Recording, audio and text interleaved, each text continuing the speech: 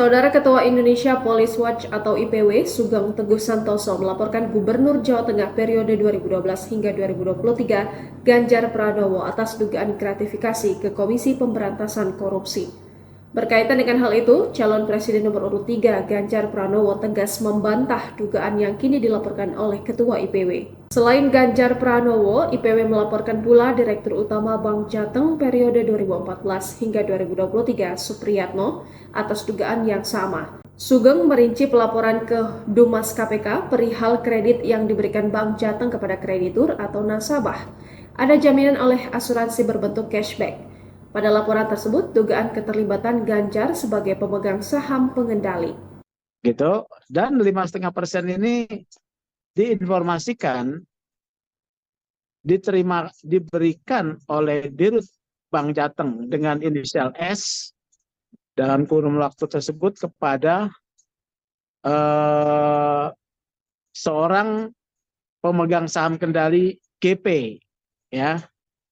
Ini yang kami dapatkan pengaduan dari masyarakat.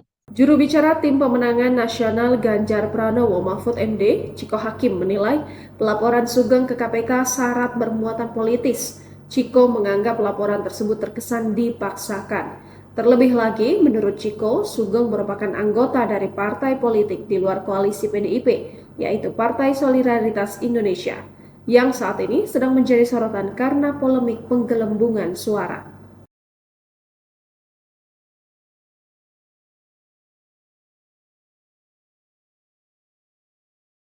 Di sisi lain, Capres nomor urut 3 Ganjar Pranowo buka suara terkait pelaporan Indonesia Police Watch ke KPK berkaitan dengan dugaan penerimaan gratifikasi di Bank Jateng.